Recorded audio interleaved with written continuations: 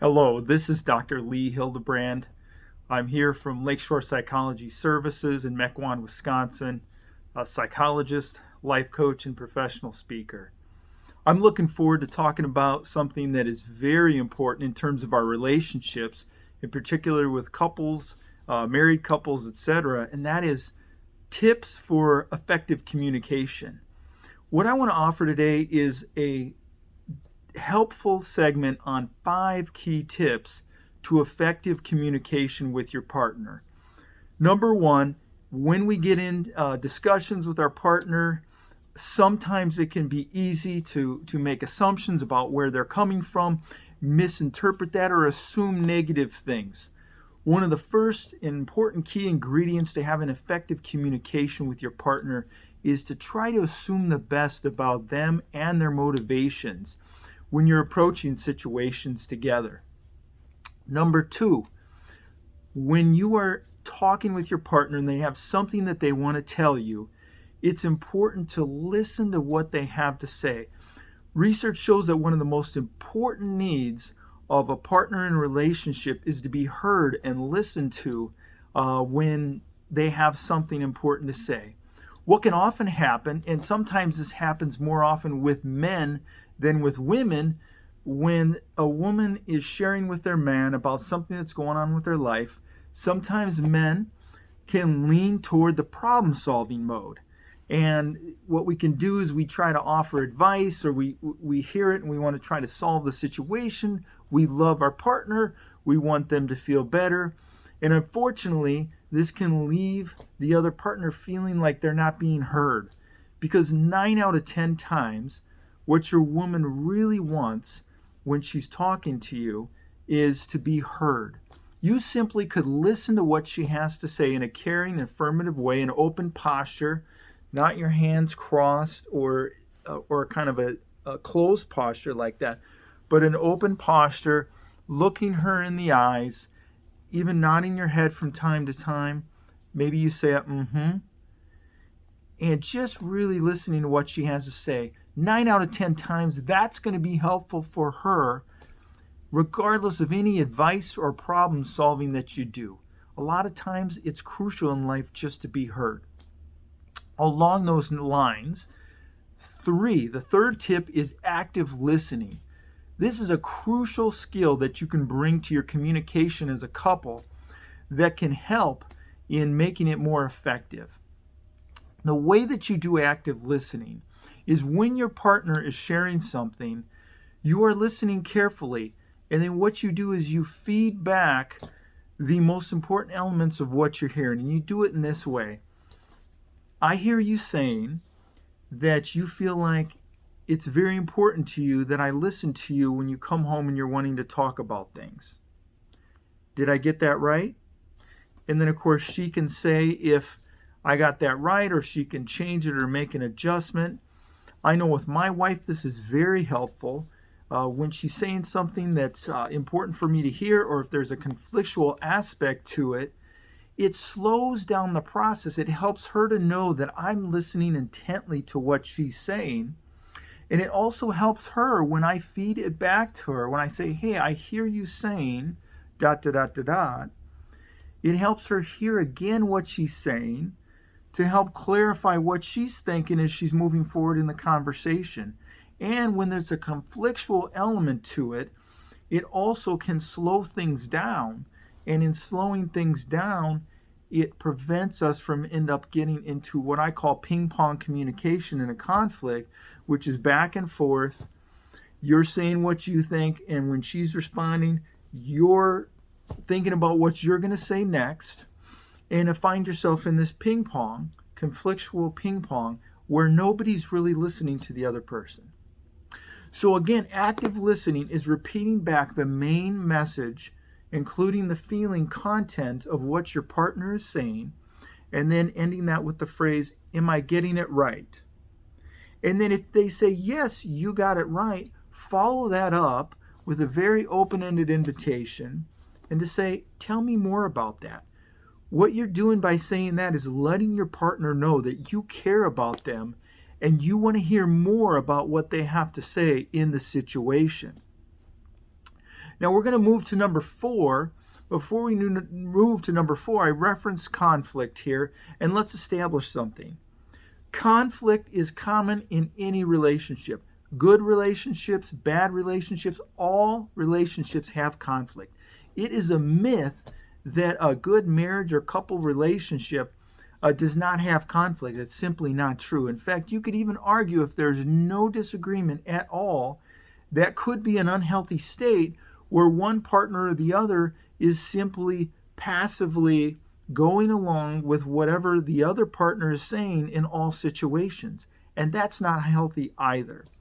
So, good relationships and bad relationships have conflict. What separates them? What determines a good relationship in this area?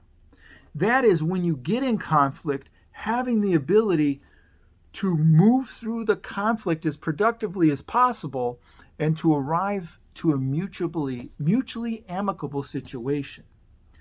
Now, a key tip to help with that is what is called a repair attempt. This is from the couples guru in psychology, John Gottman.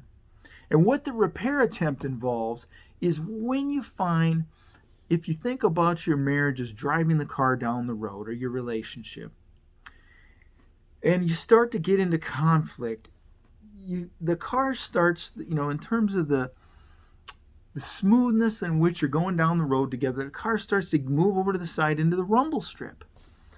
And things start to get a little intense.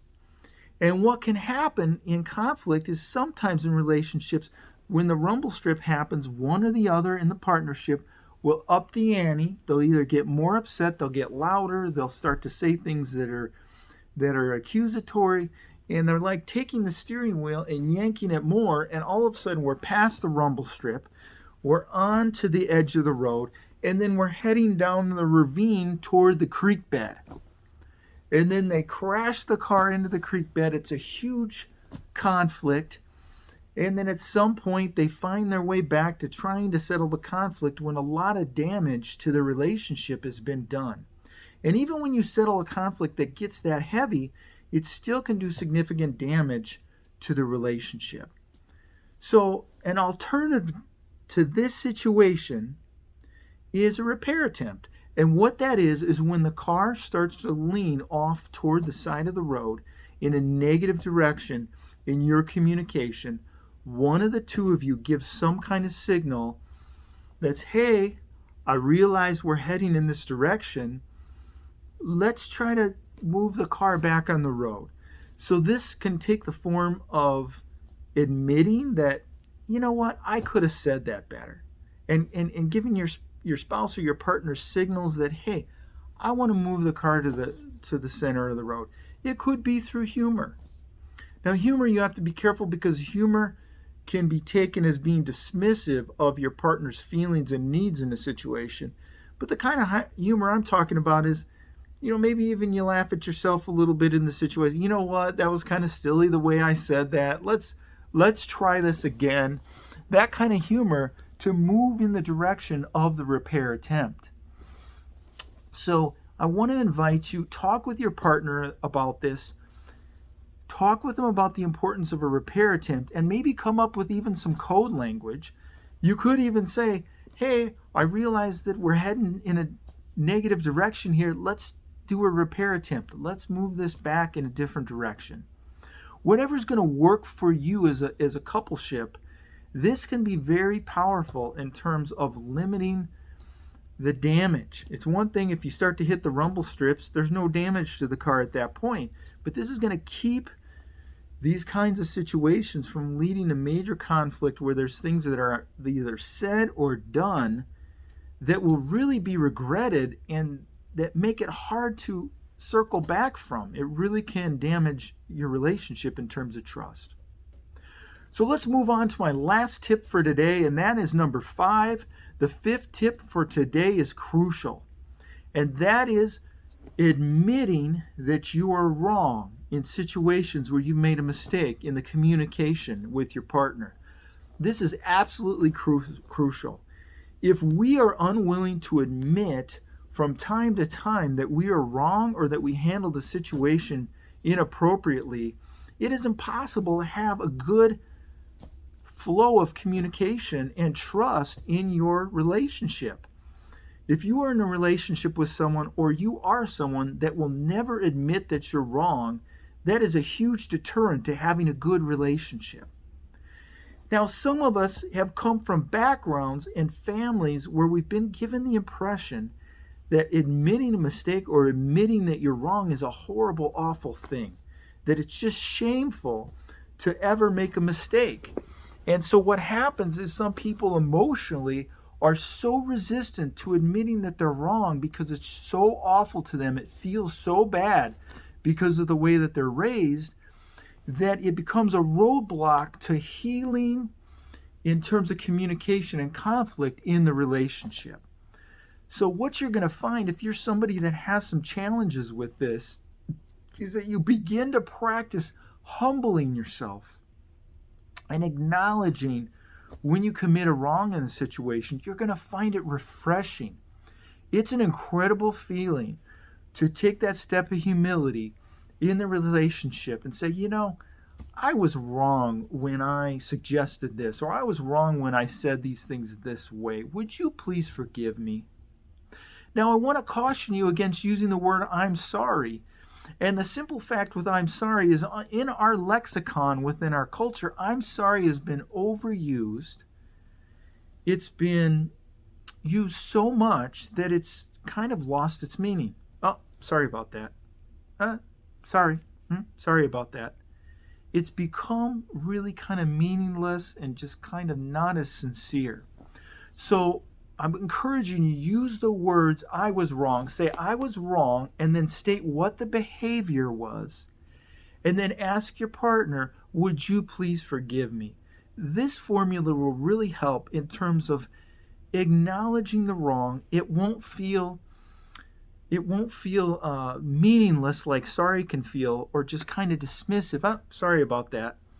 But will feel more genuine and help lead the communication in a positive direction so that there can be healing, restoration, and connection. Because when we admit our wrongs and the other person receives that and forgives us, that process of conflict is healthy in bringing us closer together. It actually makes the relationship stronger. So I'm glad that I was able to talk about these things today. I hope you found value in them.